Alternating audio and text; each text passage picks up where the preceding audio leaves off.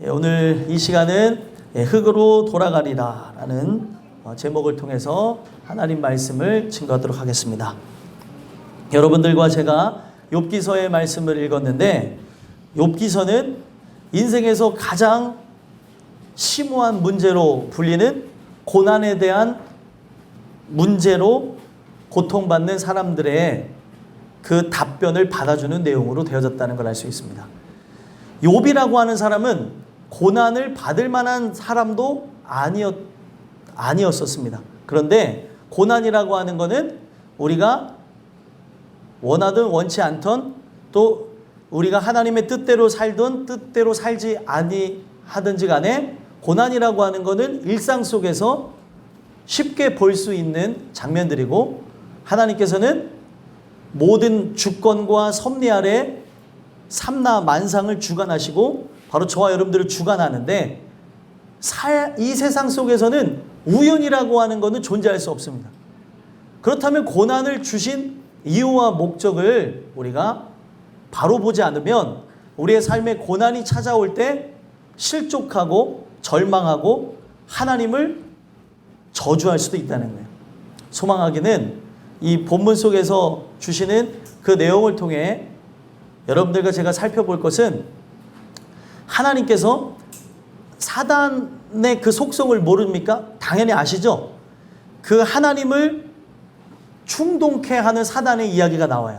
그래서 욥을 하나님께서 그대로 사단이 역사하도록 허락하시는데, 이 모든 것은 누구 안에서 일어나는 거예요? 하나님 안에서 일어나죠. 하나님이 사단이 하는 것에 대해서 알까요? 모를까요? 다 안다는 거예요. 그럼 하나님께서 왜 사탄을 욥에게 붙여서 삶의 고난이라는 걸 허락하셨냐는 거예요. 겉으로 보기에 모든 사람들에게 존경을 받았던 욥 근원 안에 자기도 모르는 그 무의식 세계에, 인간이 알 수 없는 그 심연의 깊은 곳에, 그 영혼 깊숙한 곳에 자기의 의가 박혀 있었다는 거예요. 하나님께서는 그 자기의 의를 도려내기 위해서 욥이라고 하는 사람에게 고난이라고 하는 걸 허락하셨습니다.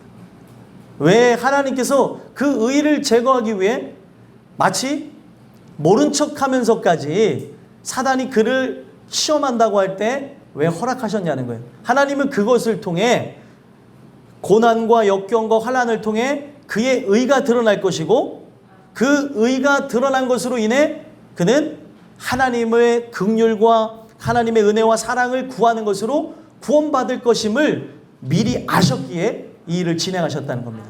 여러분들과 저는 기억하셔야 되는 게 뭐냐면, 인간의 의가 살아서는 천국에 들어갈 수 없어요. 여기 성경에 나와져 있는 욥이라고 한 사람은 동방에서 훌륭한 사람으로 손에 꼽혔던 사람입니다. 그런 그 마음 속에 어떤 것이 사로잡아 있었던 거예요? 하나님이 하시긴 하지만 내가 순종했다, 내가 한다, 내가 뛰어나서 그렇지라고 하는 것이 그의 깊숙한 곳에 있었다는 거예요. 여러분들, 우리는, 나는 죽는 거예요. 나의 자아는 죽는 겁니다. 그의 자아가 살아서 종교심과 그리고 그의 인생 속에 나아가는 그런 아름다움으로 포장되어져 있는 그 직분자의 모습, 또 신앙인의 모습 속에 감춰져 있었던 거예요. 저라고 하는 사람도 의를 깨부수시려고 오늘 이 말씀을 주시는 거고, 여러분들 안에도 감춰진 의가 있기 때문에 이 말씀을 주시는 줄 압니다. 우리가 열심을 갖고, 그리고 내가 갖고 있는 종교심을 갖고 천국 가는 게 아니라는 거예요. 내가 죽어져야 됩니다. 하나님의 말씀을 통해 내 자아가 죽고 내 안에 들어오신 예수가 살 때, 그 예수에 의해서 우리는 천국에 갈 수 있는 거예요. 여러분들의 의가 조금이라도 살아있어 보세요. 여기의 내용들은 뭐냐면, 3명의 욥의 친구가 나와서 이야기를 하지만 하나님이 왜 고난을 주셨는지에 대해서 제대로 풀어내는 친구들이 아무도 없었다는 거예요. 하나님이 하시는 그 일들 자체는 인간의 그 고상한 지식으로 다 풀어낼 길이 없다는 거예요. 그러면 내 의가 살아서 천국이라는 곳에 들어갔다고 생각해 보세요. 이 의라는 게 뭐냐면 자기의 주권이 있다는 거예요.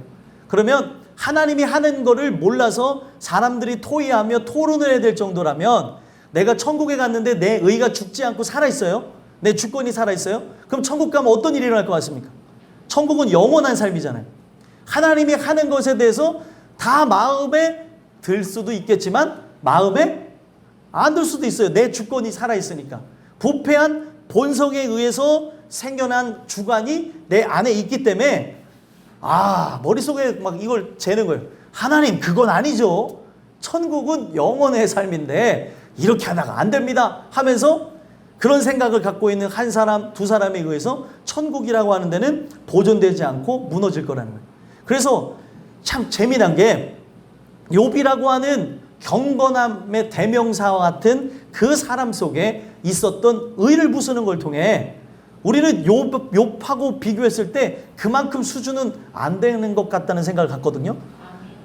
그런 자를 깨부수는 걸 통해 어떤 사람이든지 간에 아무리 훌륭해 보이고 도덕적으로 뛰어나고 윤리적으로 흠이 없을 무음한 사람이라 할지라도 의가 내 안에 있는 나의 주관성 그 의가 무너지지 않으면 천국에 못 간다는 얘기를 하는 거예요.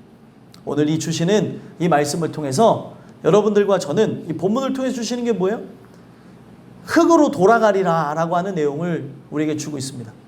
여기에 앞전에 보게 되면 이 32장부터 엘리후라는 사람이 등장하고 그 전에는 욥의 세 친구가 욥하고 이야기하는데 욥이 막 이제 화를 내면서 자기가 결백하다고 하는 얘기를 할 때 결국에 욥의 세 친구가 반박을 못하는 상황에 이르는 거예요. 그랬더니 3명만 온 줄 알고 있었는데 같이 왔던 사람 중에 하나인 엘리후가 이야기를 시작합니다. 그래서 엘리후에 대해서 많은 사람의 그 의견이 분분하지만 엘리후는 욥의 세 친구와 같이 그 하나님에 대해서 잘 모르면서 얘기하는 사람이 아니라 하나님을 아는 사람으로 보여집니다. 그래서 그 엘리후가 하는 이야기를 통해서 욥을 돌아보게 하고 하나님은 지금 너에게 깨닫게 하셔서 이 폭풍 가운데 현현할 수도 있다는 이야기를 하고 진짜 하나님이 폭풍 속에서 현현하는 이야기가 뒤에 나와요. 그래서 이 엘리후는 그리스도의 모형이 아닌가라고 하는 생각을 가져보고요. 또 진짜 참 하나님을 만나기 이전에 우리의 죄를 돌아보게 했던 그 과거로 돌아가서 얘기하면은 예수님이 오시기 전에 활동했던 세례 요한과 같은 인물이 바로 엘리후라는 거예요. 그 엘리후가 그 욥에게 했던 이야기를 통해서 우리 자신들의 신앙을 살펴봤으면 좋겠습니다. 우리의 인생은 언젠가 흙으로 돌아가요. 흙으로 돌아가고 내가 언제 흙으로 돌아갈지 아시는 분 계시나요? 예? 여기에 머리가 희끗희끗한 분도 계시는데 내가 언제 흙으로 돌아갈 것을 아십니까? 아니면 여기 꼬맹이들 있는데 여기 예울이도 있는데 예울이 너 언제 흙으로 돌아가는지 아니? 몰라요. 예. 우리는 언제 흙으로 갈지를 몰라요. 그렇기 때문에 흙으로 돌아가기 전에 반드시 경험해야 될 것이 있습니다. 반드시 하나님의 은혜를 통해 깨닫게 돼야 될 것. 그것을 여러분들이 이미 은혜를 통해서 나는 그 하나님에 대해서 이미 알게 되어졌습니다. 그 하나님을 경외합니다. 하시는 분들도 있겠지만 오늘 이 말씀을 통해 혹여나 욥과 같이 내 안에 감춰져 있는 것은 없는지 살펴보시면서 우리 모두가 흙으로 돌아가리라는 말씀을 통해 주시는 하나님의 은혜가 우리 안에 깊숙하게 새겨지길 간절히 소망합니다. 그래서 흙으로 돌아가리라는 말씀을 통해 두 가지 말씀을 드리고자 하는데 첫 번째로 흙으로 돌아가리라는 말씀을 통해 우리에게 어떤 말씀을 주시냐면 부패한 본성이라고 하는 것을 가르쳐 주신다는 거예요. 나는 부패한 인간입니다 라고 하는 걸 가르쳐 주신다는 거예요. 그래서 1절에서부터 9절까지 내용을 보니까 욥의 악행을 책망하는 엘리후의 모습이 있습니다. 욥은 여러분들 1장에 어떻게 시작하냐면 1장 1절 한번 볼까요? 욥기서 1장 1절을 보게 되면 시작할 때 욥이 어떤 존재인가를 보세요. 함께 읽어보겠습니다. 읽겠습니다. 시작. 우수 땅에 있는 욥이라 불리는 사람이 있었는데 그 사람은 온전하고 정직하여 하나님을 경외하며 악에서 떠난 자더라. 아멘. 자 보세요. 하나님을 경외한다죠. 그리고 온전하고 정직하다죠. 악에서 떠났다라고 하면서 시작을 합니다. 겉으로 보여지는 모습에서는 경건하다는 것, 하나님을 두려워한다는 걸 알 수 있고, 악에서 떠난 모습이기 때문에 그는 온전하다고 하는 이야기를 통해서 알 수 있는 게 도덕과 윤리적인 측면에서 흠이 없는 모습을 볼 수가 있다는 거예요. 악에서 떠난 모습이라는 거예요. 그리고 3절에서도 얘기하는 걸 보니까 이 사람은 동방 사람 중에 어떻다고 얘기합니까? 가장 훌륭한 자라. 가장 훌륭하대요. 가장. 여러분들과 제가 아무리 이 생에서의 삶을 아름답게 하더라도 우리 동방 예의지국인데 이 동방에서 가장 훌륭하다는 소식을 들을 수 있을까요, 없을까요? 지금부터 애들이 하면은 나중에 좀 가능할 수도 있겠지만 가장 훌륭하다고 하는 수식어를 붙이기가 어려울 거라는 거예요. 그만큼 욥은 대단한 사람이었습니다.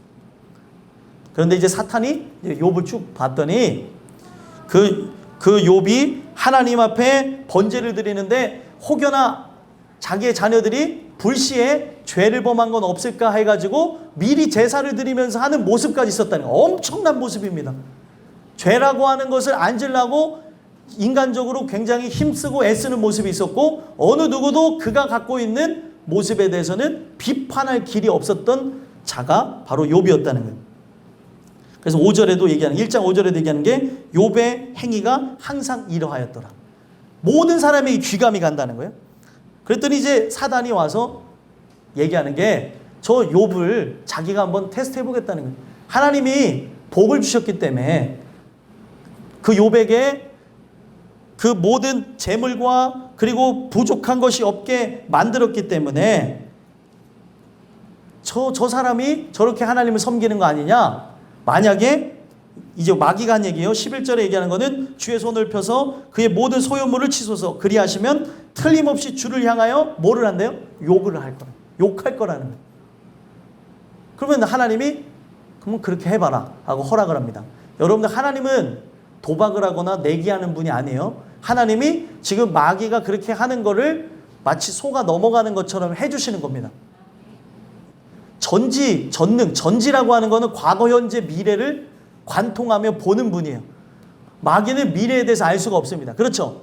근데 하나님은 미래까지도 다 보고 계시는 분이에요. 근데 그런 분이 마귀에게 마치 소가 넘어가는 것처럼 그거를 허락하신 이유는 욥 안에 감춰진 의를 깨부수기 위해서 이렇게 진행을 하셨다는 거예요. 그런데 이제 욥이 시련을 당합니다. 시련을 당해서 자녀들이 죽게 되어지고, 그리고 그 자녀들이 죽게 되어지고 집안의 가세가 기울게 되는 것으로 아내가 욕을 하고 그 욕하고 떠나게 되는 모습, 그리고 결국에는 어떻게 되어집니까? 자기까지 병드는 모습이 있어요. 근데 자녀들이 죽었을 때도 어떤 고백을 하냐면 주신 이도 여호와시고 취하신 이도 여호와시다. 그러니까 아이들도 주신 분도 하나님, 걷어가시는 분도 하나님이라고 하면서 그런 아주 대단한 고백을 합니다. 거기까지 갔을 때도 몰랐어요.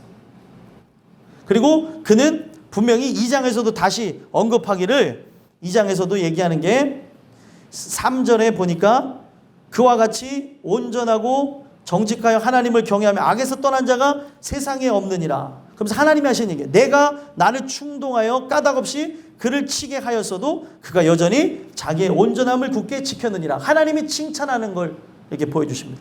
그런데 나를 충동하여 까닭없이 그를 쳤다고 얘기하죠. 이거는 마귀에게 그냥 하신 말이고, 하나님은 까닭없이 하는 일이 없어요. 오늘날 우리가 일어나는 모든 일들을 볼 때 살펴봐야 되는 것은 하나님이 어떤 일을 우리에게 허락하실 때 연고가 없이 아무 이유 없이 하는 일이 없다는 거예요. 세상에 우연은 존재하지 않는 거예요, 여러분들. 여러분들과 제가 이 교회에서 만난 것도 우연이 아닙니다. 하나님이 이 모든 걸 진행하셔서 진행되는 이야기라는 거예요. 그래서 봤더니 그렇게 아름다운 고백까지 했는데 결국에 어떤 일을 합니까? 욥의 발바닥에서부터 정수리까지 종기가 돋아나게 합니다. 근데 이 종기에 대한 걸 봤더니 타들어가는 것 같은 고통이 있다고 하는 그 내용이 있더라고요.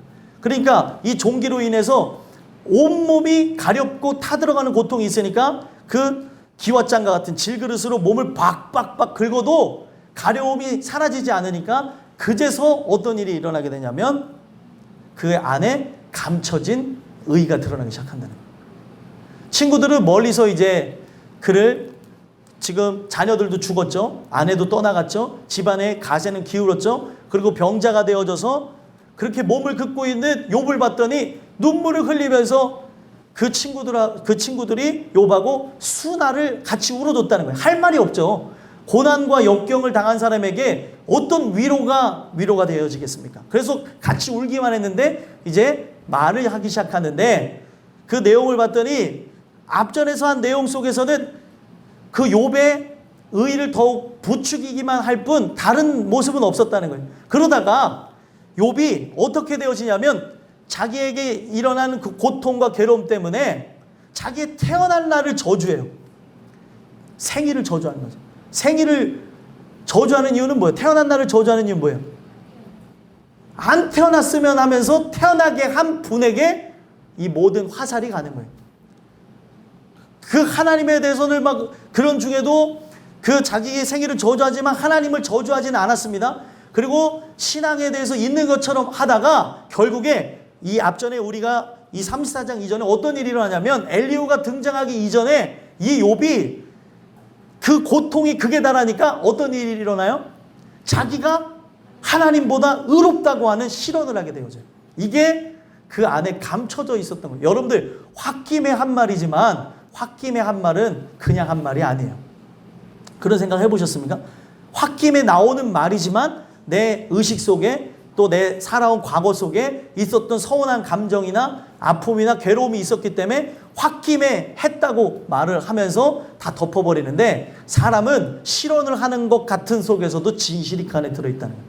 그냥 하는 말이 없습니다. 화가 나서 하는 말을 통해서 감정이 격해져서 사람을 공격할 때도 그의 안에 있었던 상처와 그 안에 있었던 괴로움들이 그렇게 발동하게 되면서 지금 내가 이 순간에서 나를 깨끗하다, 온전하다, 나는 피해자라고 하는 걸 해야 되니까 사람을 그렇게까지 하면서 이야기할 때가 있다는 거예요.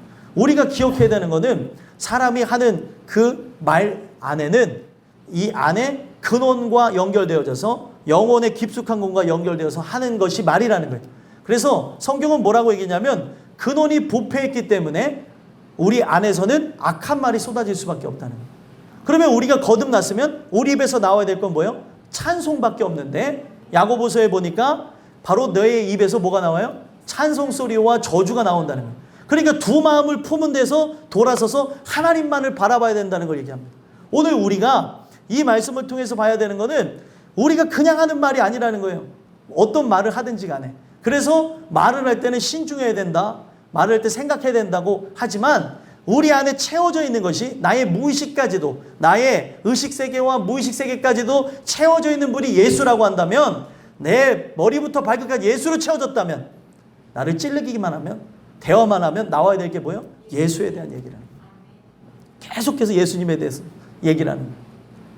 미쳤기 때문에 은혜를 받았기 때문에 그렇게 되어질 수밖에 없는 거죠. 그런데 지금 이 욥이라고 하는 사람은 우리와 같은 사람, 신앙생활 하는 사람들에 대한 이야기라고 보시면 되겠어요. 신앙생활에서 하나님에 대해서도 얘기해요. 하나님을 경외하는 모습도 있죠. 말도 그렇게 하지요. 그리고 자녀들의 그 삶까지도 와서 혹시 죄를 범하지 않았을까 해서 같이 예배를 드려주는 모습도 있지요.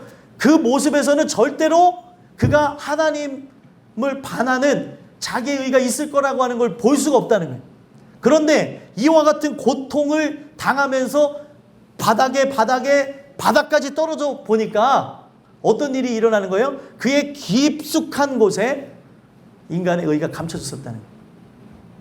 동방에서 가장 훌륭하더라라고 하는 1장 그 3절의 그 이야기도 훌륭하다고 하는 것이 그의 의식 속에서는 이 전체적인 내용을 통해서 보게 되면은 훌륭한 게 자기가 잘나서 훌륭한 줄 알았어요. 근데 나중에 하나님이 진짜 나타나서 하시는 얘기가 뭐냐면 이 세상에 동식물을 누가 만들었냐는 거예요. 하나님이 만들었다는 거예요. 그래서 말에 대한 이야기도 나오고 하마에 대한 얘기도 나오고 그들의 그 생태와 습성에 대해서 얘기합니다. 그러면 생태와 습성을 누가 만들었어요? 하나님이 만드는 거예요. 말이 진짜 칼과 창이 전쟁에서 앞을 자기가 달려오는 향해서 이렇게 있는데도 말은 본능적으로 달려가게끔 만들어져 있다는 거예요. 하나님이 그렇게 만드셨대요. 그러면서 하나님이 하는 얘기가 그렇다면 너는 누가 만들었냐는 거예요. 너가 그렇게 도덕적으로 윤리적으로 뛰어나고 사람들을 그렇게 볼 수 있게 되어진 것, 사람들을 돌아보고 심성이 착하고 한 건 도대체 누구에 의해서 되어진 거냐. 하나님이 그렇게 만들었다는 거예요. 그러면서 하시는 얘기가 뭐냐면 지금 그가 이렇게 테두리를 치고 테두리 친 그가 만들어 놓은 자신만의 그 종교의 안에 인간의 의가 살아서 자신의 그 자아가 살아서 춤추고 있는 걸 하나님은 보셨기 때문에 고난이라고 하는 걸 통해 그의 안에 감춰진 의를 수술해내는 장면이라는 거예요. 인간의 의가 그렇게 무서운 거죠. 그래서 여기 보시면은 1절에서부터 9절까지 내용을 보면 이 34장 1절에서 9절까지 내용을 보면 욥이 말하기를 5절에 뭐라고 얘기해요? 내가 의로우나 하나님이 내 의를 부인하셨고 내가 정당하여도 거짓말장이라 하였고 나는 허물이 없으나 화살로 상처를 입었노라. 아니 내가 어떻게 의로울 수 있어요? 지금 자기는 자기가 잘나서 이렇게 한 줄 알았다는 거예요. 내가 가지고 있는 그 성향까지도 성격이 온순한 사람이 있고 성격이 왈가닥 같은 사람이 있고 성격이 약간 와일드해서 좀 포악한 사람도 있고 별의별 성격이 다 있잖아요. 근데 이거는 자기가 잘 나서 그런 줄 알았더니 그것 또한도 하나님이 하셨다는 거예요. 그러면서 자기 의를 내세우는 이 욥에게 엘리후가 얘기하는 거예요. 너는 바로 비방하기를 물마시타며 7절에 얘기하죠. 악한 일을 하는 자들과 한패가 되어서 악인과 함께 그 전의 삶하고는 완전히 다르지만 그전에는 의인으로 살았지만 상황이 바뀌게 되니까 환경이 바뀌게 되니까 어떻게 돼요? 악인의 모습이 드러났다는 거예요. 여러분들 믿음은 결국에 상황과 환경이 바뀌어도 변하지 않는 게 믿음입니다. 그래서 지금 욥이 환경과 상황이 형편과 처지가 바뀌어서 이런 모습을 보였다는 것은 그의 안에 인간의 의라고 하는 씨가 있었기 때문에 이런 열매를 맺었다는 거예요. 그래서 무서운 게 뭐냐면 우리도 이렇게 종교심으로 열심으로 하나님 앞에 예배할 수도 있고 찬양할 수도 있고 또 하나님을 경외하는 모습이 없는 게 아니에요. 경외하는 모습도 있을 수도 있고 그리고 전도도 하고 할 수 있다는 거예요. 오늘 우리의 인생 속에 가장 중요한 내 자아가 죽지 아니하면 내 의가 무너지지 아니하면 제일 중요한 내가 은혜를 받아도 나는 의인이 아니고 은혜 받은 죄인이라는 걸 잊어버리면 아무 소용이 없다. 아무짝에도 쓸모가 없다는 거예요. 여러분들과 저는 죽을 때까지 죄인입니다. 아멘이세요? 죽을 때까지. 내가 은혜를 입어서 그 은혜가 우리에게 오게 되면 빛이 임하게 되어지면 착각하게 되어져요. 빛을 받으니까 나는 빛에 대하여 증언하고 빛을 반사하는 자인데 이 빛이니까 내가 빛인 줄 아는 거예요. 하나님을 찬양하는 그 위치에 있었던 그 천사장이 하나님을 찬양하다 보니까 그 찬양하는 게 좋아서 자기도 찬양을 받고 하려다가 구전에 의하면 타락한 게 바로 뭐예요? 사탄이라는 거예요. 오늘 우리가 그렇게 착각하며 살아갈 수 있다는 거예요. 내가 지금 사람의 그 습관에 의해서 예배를 드리고 찬양하고 하는 이 모든 것 안에 진실한 회개와 진실한 나의 그 마음이 함께 통하지 아니하고 나가는 예배가 될 수 있다는 거예요. 그러니까 제일 중요한 것, 내가 부패한 죄인에서부터 신앙생활이 돼야 되는데 신앙생활할 때 보면 깨끗하고 정직하고 바른 상태에서 신앙생활하는 사람들이 있다는 거예요. 죄인이 되어져서 망그러지고 고통받는 상태에 와서 한 사람들은 오히려 쉬울 수 있겠지만 시작할 때부터 젠틀하고 깨끗하게 시작한 사람들은 오히려 하나님을 만나는 게 어려울 수 있다는 거죠. 확률로 계산하는 건 아니지만. 그러니까 제일 무서운 게 뭐냐면 모태신앙들 있잖아요. 제가 모태신앙이거든요. 모태신앙은 교회 안에서 자라다 보니까 그냥 이 모든 게 익숙해서 예배 자리도 앉아있고 찬양도 하고 봉사도 하고 할 거 다 해요. 근데 진짜 하나님을 인격적으로 만나지 않는 경우가 있다는 거예요. 그리고 세상의 사람들하고는 달라요. 도덕과 윤리적인 측면에 큰 죄도 범하지 않아요. 근데 문제는 뭐예요? 내가 죄인이라는 걸 몰라요. 내가 바로 그 부패한 본성이 아직도 살아서 꿈틀거리는 존재라는 걸 몰라요. 왜요? 종교심에 취해 있기 때문에, 습관에 취해 있기 때문에 그렇습니다. 여러분들 이게 우리가 기독교가 종교가 되어진다면 무서운 게 뭐냐면 기독교는 진짜 예수를 만나는 거예요. 근데 종교심에 취하게 되어지면 사도행전 17장에 보게 되니까 그 아덴에 가서 그 각 신을 섬기는 자들 앞에 아레오바고라고 하는 그 자유발언대 가서 사도 바울이 설교하기를 너희들은 범사에 종교심이 많도다라는 얘기를 해요. 종교심이 뭐냐면 그들이 지금 종교를 갖고 열정적으로 섬기며 여러 종교들 있잖아요. 그렇게 하는 게 뭐냐면 원어로 보니까 그게 바로 다이몬이라고 해서 다이몬이 나중에 바뀌어져서 영어로 데몬이 되어지는 거예요. 바로 데몬의 원형이 되는 다이몬이라고 하는 걸 얘기를 해요. 그게 뭐예요? 바로 귀신, 악한 영들, 사탄이라고 하는, 바로 악에 대해서 얘기하는 단어가 바로 그 종교심 안에 있었다는 거예요. 그러니까 종교심은 결국에 인간이 열정적으로 하고 그리고 돌을 닦든 뭐를 하든 그 마음은 뭘로 차 있는 거예요? 악한 걸로 차 있다는 거예요. 사탄의 마음으로 가득 차 있다는 거예요. 그게 무서운 거예요. 종교라고 하는 게 그런 겁니다. 오늘날 이 기독교를 우리가 종교로 택하여서 똑같이 종교심에 의해서 나가게 되어지면 이 기독교가 마치 우상화되어지고 그냥 여타 종교처럼 나를 평안하고 안락하게 하고 좋게 하고 잘 먹고 잘 살게 하는 종교로서 나가게 되면 이 마음이나 다른 종교에서 갖는 마음이나 똑같다는 거예요. 진짜 예수를 인격적으로 만나지 아니하면 우리가 갖고 있는 하나님을 향해서 갖고 있는 열심 자체가 다 사단이 주는 그 열심하고 똑같이 맞는다는 거예요. 그래서 성경은 인간의 뜻대로 하는 열심이 있고 하나님 뜻대로 하게 되는 그 열심과 근심이 있다고 얘기합니다.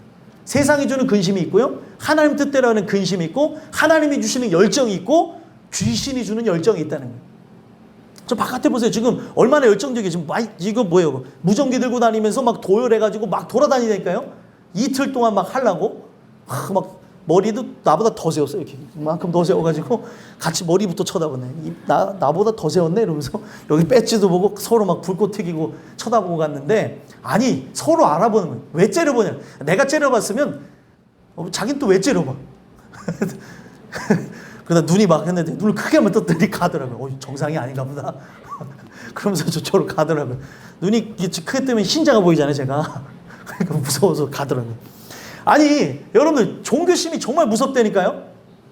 열심이 없는 게 아니에요. 그들의 종교심 자체는 여러분 옛날에 그 우상을 섬겼던 할아버지 할머니들 보세요. 종교심이 얼마나 대단해요. 새벽부터 일어나서 뭐합니까? 물 떠놓고. 아 대단해요. 우리 새벽 기도하는 거 정말 힘드는데 막 몸이 부서질 것 같은데 새벽부터 일어나서 종교심이 어마어마하다니까요. 근데 이 종교심이 똑같이 기독교 안으로 침투해서 내 의가 부서지지 않고 그 하나님의 뜻을 내가 동의해서 한다는 것 자체가 종교심이라는 거예요. 나는 죽어져 없어져야 되는 거예요. 나는 깨져야 되는 겁니다. 그런데 내가 죄인이라는 걸 모른 채 신앙생활을 하고 있으니 눈만 자꾸 자꾸 눈치만 본다니까. 하나님의 눈치. 이렇게 하면 벌 받을 것 같아서 조금 열심히 하고 또 저렇게 하면은 그때는 이제 좀 느슨해져서 좀 하고. 여러분들 이렇게 하는 걸로 신앙생활 하는 게 아니에요. 오늘 우리는 진짜 부패한 본성에 따라 죽을 수밖에 없는 존재라는 걸 깨달아야 됩니다. 그거를 몰랐던 거예요. 그렇게 사람들이 존경하는 사람이었지만 도덕적으로 윤리적으로 흠이 없었지만 그의 안에 의가 살아서 자아가 살아서 펄떡펄떡 뛰고 있으니까 하나님이 그거를 무너뜨려야 천국에 갈 수 있으니까 그에게 고난, 고통, 괴로움을 허락했다는 거예요. 오늘 우리의 삶에 고난, 고통, 괴로움은 괜히 일어나는 게 아니에요. 하나님이 우리에게 원하시는 건 뭐예요? 항복하는 거예요. 항복. 그래서 결국에 의롭다고 하고 하나님보다 의롭다고 하는데 무슨 말을 하겠습니까? 이 욥은. 그래서 결국에 이 엘리후가 얘기한 걸 통해 돌아보게 되어지고 그때 하나님이 나타나서 이 세상을 창조한 창조주로서 이야기하며 내가 너도 만들었다 이놈아. 그러면서 그의 의의를 깨부수는 거예요. 내가 사람들을 그렇게 따뜻하게 대했던 것도 내가 잘나서 그런 게 아니고 하나님이 그렇게 만들어서 그런 거고. 그런데 내 부패한 그 본성과 내 의를 가지고 하나님과 함께 합작해서 산다고 했으니 이게 큰 교만이에요? 작은 교만이에요? 큰 교만이죠. 우리의 부패한 인간과 하나님은 같이 협상하며 화합해서 나가는 인물이 아니에요. 구원은 하나님이 단독적으로 진행하는 거지 신과 인간이 협동하는 게 아닙니다. 신인 협동이라는 것을 주장하는 사람들이 있어요. 구원이. 인간도 열심히 해야 하나님이 굽어 살펴서 구원해 주죠. 그러면 예수님은 왜 죽었냐는 거예요, 도대체. 인간이 할 수 있으면. 오늘 여러분들과 저는 이 주시는 이 말씀을 통해서 결국에 부패한 본성, 내가 이 본성에 의해 나는 멸망으로 나갈 수밖에 없는 죄인이구나라는 걸 깨닫게 하려고 바닥까지 떨어뜨려주셨다는 거예요. 깨달았을 거 아니에요, 나중에. 하나님보다 의롭다고 한 게 얼마나 부끄러워요. 그걸 나중에 깨닫게 되어지니까 나중에 욥이 무릎을 꿇게 되어지고 항복하게 되어지는 거예요. 오늘 여러분들과 저는 이 생의 삶에서 흙으로 돌아가기 전에 어떤 일이 일어나야 돼요? 내가 부패한 본성을 따라 죽을 수밖에 없는 죄인이라는 걸 깨달아야 된다는 거예요. 하나님이 은혜를 통해 이런 역사가 없다면 오늘 나를 위해 살다가 죽을 수밖에 없는 게 저와 여러분들이라는 거예요. 소망하기는 이 주시는 이 말씀을 통해 여러분들과 제가 흙으로 돌아가기 전에, 내 인생이 끝나기 전에 죄인이라는 걸 깨닫고 바로 죄인을 구원하러 오신 예수를 말씀을 통해 만나는 것으로 영원한 천국이 바로 여러분들의 것이 되기를 간절히 소망합니다. 마지막 두 번째로 흙으로 돌아가리라 라는 말씀을 통해 우리에게 무엇을 깨닫게 하시냐면 주관자가 하나님이시다라는 걸 깨닫게 하신다는 거예요. 주관자가 누구라고요? 하나님. 그래서 이 주관자라고 하는 거를 여기서는 어떤 단어로 표현하냐면 10절과 그리고 12절이죠. 전능자로 표현하고 있어요. 전능자, 그리고 강하고 능한 전능자라고 하면은 엘 샤다이라고 합니다. 엘 샤다이라는 걸로 찬양 곡이 만들어지기도 했어요. 근데 이 전능자가 바로 샤다이라고 하는 뜻을 갖고 있는데, 전능자라고 하는 거는 어떤 것을 의미하는 거냐면 인생 자체를 설립하고 또 인생 자체를 다시 설립한 거를 부술 수 있는 능력이 있는 자를 전능자라고 합니다. 그러니까 그에 의해서 온 세상이 다 주관되어져 가고 있다는 걸 얘기한다는 거죠. 그러면 여러분들과 저는 자꾸 잊어버리는 게 뭐냐면 하나님이 주관자가 돼서 인생을 이끌고 가는데 자꾸 내가 주관자인 줄 착각한다는 거예요. 그래서 하나님이 얘기하고 있는 게 뭐예요? 그러므로 너희 총명한 자들아 내 말을 들으라. 바로 총명한 자들은 내 말을 들으라고 얘기를 했다는 거예요. 총명한 자들. 그래서 이 총명한 자들을 봤더니 이야기하고 있는 게 그 2절에서도 똑같은 얘기가 나오죠. 지혜 있는 자들아 내 말을 들으며 지식 있는 자들아 내게 귀를 기울이라. 여기 보면은 지혜가 있는 자들 그리고 총명한 자들, 바로 하나님께서 깨닫게 한 자들, 하나님의 은혜를 통해서 하나님 말씀이 들려지게 되는 자들을 지혜 있다, 총명하다고 얘기해요. 하나님 말씀을 듣고 깨달음이 와야 되는 거거든요. 하나님 말씀을 듣고 냉랭하고 그냥 지나가는 게 아니라, 아, 내가 죄인이구나. 이 죄인은 늘 나를 의롭게 하시는 바로 그리스도의 긍휼을 구해야 되는구나. 그거를 깨달아야 된다는 거예요. 근데 그거를 그렇게 하지 아니하니까 주관자가 택한 영혼들을 향하여서는 그것을 깨달아야 천국에 갈 수 있기 때문에 상황, 환경, 형편, 처지를 통해 항복하게 하는 그 수순을 밟게 하신다는 거예요. 내 말을 들으라 하면서 얘기하는 게 뭐예요? 10절에 하나님은 악을 행하지 아니하시며 전능자는 결코 불의를 행하지 아니하시고 어떻게 한대요? 11절에 사람의 행위를 따라 갚으사 각각 그의 행위대로 받게 하시나니. 사람의 행위대로 갚은대요. 사람이 뭘 해야 될 것 같아요? 여러분들 이상 살아가면서 뭐 이런 얘기를 해요. 세상에서 제일 많이 하는 게 남자가 칼을 뺐으면 무라도 썰어야지. 그게 도대체 어디 나온 말이에요? 성경에 나온 말입니까? 남자한테는 또 그렇게 얘기하고 또 여자들한테는 옛날에 그래서 하도 이해는 가요. 요즘 여성주의가 막 그렇게 해가지고 얘기하는 데는 이해가 갑니다. 왜요? 옛날에 시집가면 어떻게 알았어요? 그 집에 귀신이 돼야지 왜 왔어? 그랬고 저희 어머니가 저희 아버지하고 결혼해서 싸우셨다가 신정에 왔다가 저희 할머니가 귀신 되라 그래서 다시 돌아갔다는 거예요. 야, 이 뭐냐? 이러면서 그 집에 갔으면 그 집에 귀신이 돼야지 왜 왔어? 막 이랬다는 거예요. 엄마는 위로도 못 받고 엉엉 울면서 갔대요. 그래서 이제 얘기하시는 얘기가 그 소양강에 앉아서 그래 내가 그냥 그 남편한테 돌아가서 살기는커녕 저희 아버지가 그렇게 그 전후가 다르신 분인데 술을 안 드실 때는 천사인데 술을 먹으면 폭군으로 변합니다. 그래서 옛날에는 그 뭐 옛날 이상한 말들 있잖아요. 그래가지고 우리 어머니를 이렇게 때리시기까지 했었대요. 예수 믿기 전입니다. 그래가지고 맞고 그러시니까 지금 봐서는 절대 안 맞죠. 아버지가 맞지 않는 이상 지금은 절대 그럴 수가 없는데 옛날에는 달랐으니까.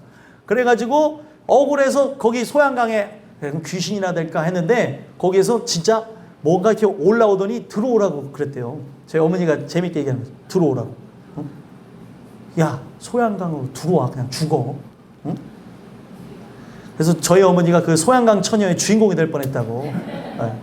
그런 얘기를 했는데 어찌됐든 여러분들 이런 얘기들이 막 사람들 앞에 일어나는데 그 인간의 의를 부추기고 인간의 그런 모습들을 이야기하는 부분인데 제일 중요한 거는 하나님의 말씀이 어떻게 진행되는지에 대해서는 사람들이 관심이 없다는 거예요. 뭘 해야 된다 막 주입을 해요. 아니 공부는 도대체 왜 하냐고요. 네? 공부 그거 애들이 끄떡끄떡 그래 맞아. 목사님 오늘 제일 맞는 말을 하네. 지금 30분 정도 얘기하는데 지금 30분 중에 가장 중요한 얘기를 했어. 하면서 초등학생들이 고개를 끄떡. 공부를 왜 하냐는 거예요. 도대체 공부를 왜 하는지를 가르쳐주지 않고 하라니까 애들이 공부를 왜 하냐고 반발하는 거예요. 그죠? 그렇다고 내 편 들으면 안 되는 애들 큰일 나지. 엄마한테 다 불려간다 이제. 엄마 아빠한테. 여러분들 오늘 우리의 인생 속에서 제일 중요한 게 공부를 하는 것도 중요하긴 하지만 더 중요한 게 있어요. 내가 어떤 직업을 갖는 것도 중요하지만 내가 어떤 사람이 되는 것도 중요하지만 하나님이 행위대로 사람의 행위대로 갚으사라고 하는 거는 어떤 얘기를 하는 거냐면 이 세상 살아가면서 가장 중요한 게 똑똑해지고 공부 잘하고 유명해지고 돈 많이 벌고 훌륭한 사람이 되는 게 아니라는 거예요. 지금 욥은 훌륭한 사람에서 어디로 떨어지는 거예요? 바닥으로 떨어지는 겁니다. 그런데 왜 자꾸 훌륭한 사람 되라고 하냐는 거예요. 여러분들의 입에서 나와야 될 거는 예수의 사람이 되라고 얘기해요. 진짜예요. 근데 왜 자꾸 훌륭한 사람이 되라고 하는 것처럼 애들의 이야기를 다 들어주고 그러냐는 거예요. 애들아 미안해. 니네 편인 줄 알았는데. 아니 진짜예요. 오늘 우리에게 제일 중요한 거는 그 어떤 것보다 이 세상에서 하나님 만나는 게 첫 번째라는 거예요. 사람의 행위대로 갚는다는 거예요. 그러면 여러분들 애들이 만약에 공부와 교회를 선택하면서 고민한다면 여러분들 어디 보내야 될 것 같아요? 교회를 만약에 구원받은 아이가 아니라면 교회 보내는 게 맞다는 거예요. 세상의 이치로는 성적 떨어지게 목사님 부정타요 뭔 소리예요. 학원을 다녀도 지금 공부를 할까 말까 하는데 거기서 앉혀갖고 세뇌시켜도 이게 성적이 나올까 말까 하는데 무슨 예배를 드립니까? 라고 생각하시는 분들이 계실 수도 있는데 둘 중에 하나 선택하라고 하면은 교회를 선택해야 돼요. 왜요? 흙으로 언제 돌아갈 줄 알아요. 나보다 나이가 어리니까 흙으로 나중에 돌아가겠지라고 생각하면 안 된다는 거예요. 내일 흙이 될 수 있어요. 우리는 한 줌의 죄는 되고 싶어서 됩니까? 그분이 이 모든 걸 주관해서 그런다는 거예요. 사람의 행위에 따라 갚으시라고 하는 게 성경에 뭐냐면 너가 행한 대로 보응하겠다는 거예요. 이 세상 살아가면서 긍휼 구하며 예수의 사람이 되길 원한 사람에게는 그에게 상이 뭐예요? 예수가 상이라는 거예요. 구원이 상이 되는 겁니다. 근데 오늘 우리에게 상이 뭐예요? 이 세상에서 훌륭하고 그리고 원대하고 돈 많고 그리고 힘있고 그리고 많은 사람들에게 존경받는 사람이 되길 원합니다 라고 하는 사람 자체는 하나님이 그래 너가 그런 건 충분히 내가 이해하지만 넌 다 썩어질 영광을 위해서 나갔구나. 썩지 아니할 영광을 위해서 나가야 되는데 그랬구나. 그렇다면 너는 그것과 함께 다 사라져버리라는 거예요. 흙은 사라지는 존재입니다. 없어질 존재예요. 우리가 진짜 의미가 있을 때는 어떨 때만 의미가 있어요? 흙인 우리가 생기가 임할 때만 믿음이 있을 때만 의미가 있는 것이지 우리에게 생기와 그 하나님 주시는 은혜를 통해서 선물을 주는 믿음이 없다면 죽은 다음에 다 흙으로 돌아가고 의미가 없어진다는 거예요. 모든 피조물 중에 우리만 하나님의 생기로 창조하셨습니다. 그 생기의 바람, 성령을 통해서 그리스도와 연결되어지는 그 구원의 역사가 우리에게 없다면 죽은 다음에 다 없어지는 거라는 거예요. 천지가 여러분들 없어진다 하더라도 뭐는 안 없어져요? 하나님의 말씀은 안 없어져요. 근데 그 말씀을 의지하며 주셨던 믿음이 있다면 그 주신 믿음은 없어지지 아니하기 때문에 말씀에 의해서 새겨진 거기 때문에 말씀과 함께 그 새겨진 그 은혜와 믿음과 함께 어딜 간다는 거예요? 천국에 간다는 거예요. 다 연결해서 하는 이야기입니다. 근데 썩어질 말들에 대해서는 관심을 갖고 나의 육신에 대해서는 관심을 갖고 이 세상에 대해서는 관심을 갖는데 하나님에 대해서는 관심을 갖지 않으면 어떻게 하냐는 거예요. 점점점 크면 클수록 아이들은 여러분들의 그 테두리를 벗어나는 자유성을 갖게 됩니다. 이 자유성이 나중에는 엄마 아빠를 누르는 상황까지 와요. 그 전에 세뇌교육 시키라는 게 아니에요.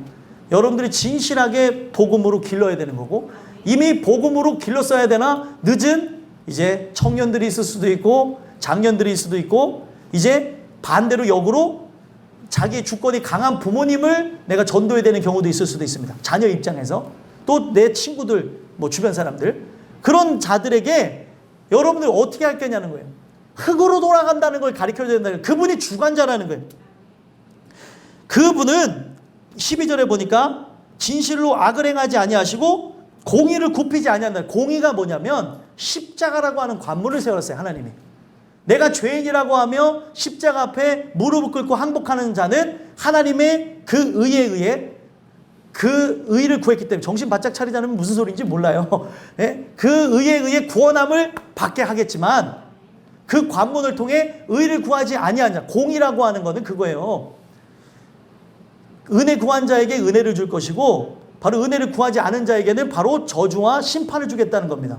그래서 하나님이 십자가로 가르겠다는 거예요.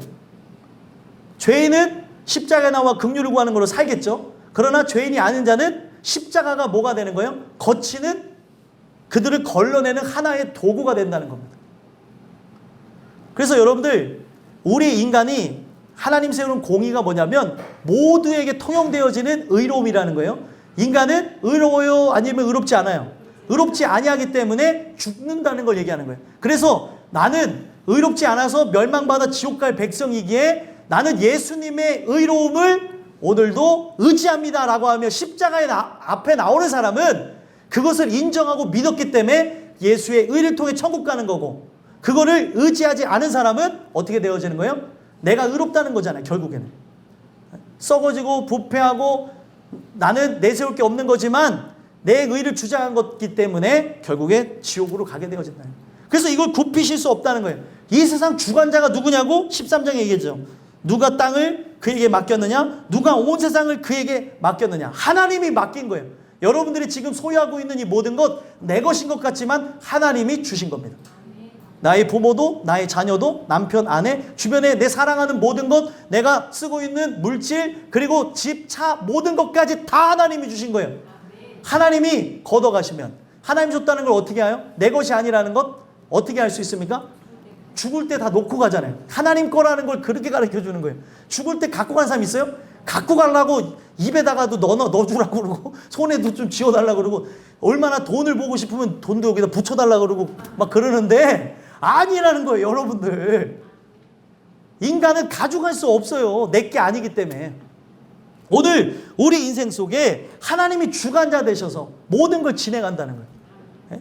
점점점 이제 애들 보세요. 여기 우리 교회 애들 어렸을 때부터 막 커나가는 애들 보면 애들이 이제 막 커나가니까 막 자기네들이 머리도 막 그루브를 막 말아. 여기도 막 뽕을 이렇게 해서 막 다니고, 예? 애들이 막 이쁘게 막 꾸민다는 거예요. 다 자기 주권이 막 생겨서 그래요. 뭐 이러는데 니네들 점점점 더 그래요. 크면서. 오늘 우리의 삶 속에 그렇게 커나가는 아이들을 보면서 또 나의 변하지 않은 삶을 통해서 봐야 되는 게 뭐냐면 주관자가 반드시 있다는 거예요. 주관자를 깨닫는 자에게는 기회가 있고 주관자를 깨닫지 않는 자에게는 가망이 없어요.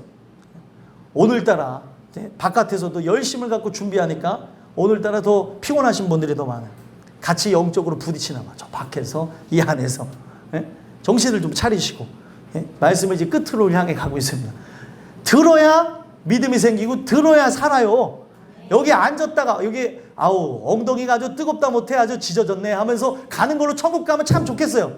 우리처럼 예배 길게 드리는 데도 없잖아요. 요즘에 다 짧게 드리는. 예? 그래도 많이 짧아졌어요. 여러분들 계속 데모들 하시니까 예배가 짧아졌는데, 예? 여러분들 오늘 우리의 인생 속에 그가 주관자가 되셔서 나간다는 거예요. 섭리자가 되셔서. 그러면서 하시는 얘기가 뭐예요? 14, 15절에 만일 뜻을 정하시고 그의 영과 목숨을 거두실지 진데 모든 육체가 다 함께 죽으며 사람은 흙으로 돌아가리라. 하나님이 뜻을 정했어요. 나의 영과 목숨을 걷어가실 거라고. 그게 오늘이면 나는 이제 흙으로 돌아가는 거예요. 그게 내일이면 이제 흙으로 돌아가는 거예요. 언제로 흙으로 돌아갈지 몰라요. 예? 언제 흙으로 돌아갈지 알아요? 여기 초등부들 언제 흙으로 돌아갈지 알아요? 예? 몰라요. 예? 알면 좋겠어요. 아무도 알 수 없다. 내 건강도 어떻게 되어질지 몰라요. 어떻게 나갈 줄을 모르는 거예요. 건강에 여러분들 불안정 해보세요. 그 불안정한 것으로 인해서 없었던 불안도 생기면서 고통받는 사람들의 이야기가 있지 않습니까? 그게 제 얘기일 수도 있고 바로 여러분들의 얘기일 수도 있고. 제가 어떤 아는 지인분도 갑자기 막 혈압이 오르락내리면서 병원에 입원하셔가지고 그런데 막 두렵다고 하면서 눈물 흘리셨다는 얘기를 들었어요. 아니 약을 먹어도 혈압약을 먹는데 혈압이 안 떨어진다는 거예요. 그래서 원인을 모르니까 큰 병원에 가서 검사하고 하셨다는 얘기를 들었는데 사람이요 그동안은 걱정 없이 살았는데 갑자기 일이 터져 보세요. 아파 보세요. 또 어떤 문제가 생겨 보세요. 없었던 근심 걱정 염려 괴뢰의 생각들이 다 들어온다는 거예요. 여러분들 오늘 우리의 인생은요 하나님이 주관자가 되셔서 우연히 없이 하나님의 철저한 계획 아래 모든 게 진행되어져요. 하나님 사인을 계속 보내시고 나에게 깨달음을 주려고 하게 한다는 거예요. 그래서 이 전능자가 주관자가 이 세상을 살아가는 자들에게 깨닫기를 원하는 게 뭐냐면 우리 인생은 언젠가 죽는다는 것과 유한한 존재라는 걸 깨달아야 된다는 거예요. 그걸 깨닫게 되어진 자는 뭐예요? 창조주를 기억하여 창조주를 찾기 시작하는 거예요. 당신이 나를 만드셨고 당신이 나를 지으셨고 당신만이 나를 구원할 수 있습니다. 나를 도와주세요. 근데 이 창조주를 모르는 인생들은 자기가 창조주이냐 자기 마음대로 살아간다는 거예요. 언젠간 다 죽어요. 그렇죠?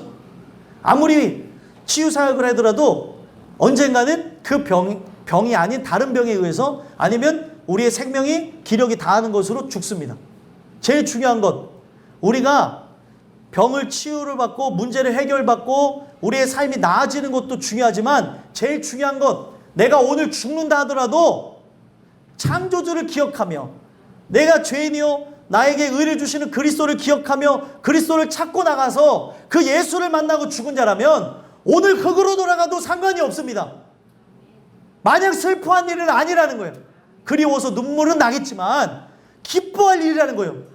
멀리 내려다보면요. 근데 그 영혼이 오늘 흙으로 돌아갔는데 내일 흙으로 돌아갈 건데 죄에 대한 문제가 없이 죽었다면 다시 볼 수 없는 존재이기 때문에 슬픈 일이라는 거예요.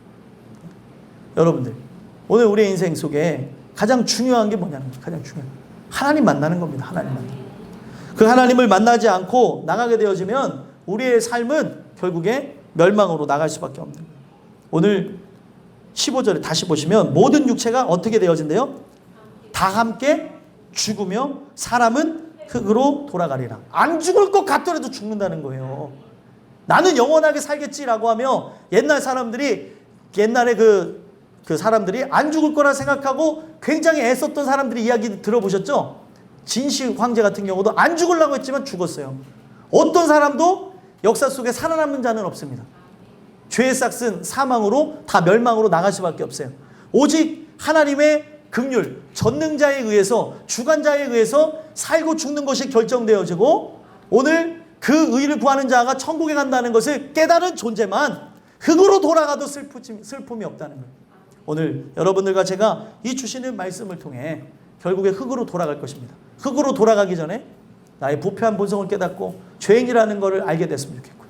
죄인인 우리가 바로 전능자를 깨닫고 주관자를 깨달아서 나를 구원하옵소서 기도함으로 우리에게 준비되어진 천국에 들어가게 되는 그런 은혜가 여러분들에게 있게 되기를 간절히 소망합니다. 기도하겠습니다. 하나님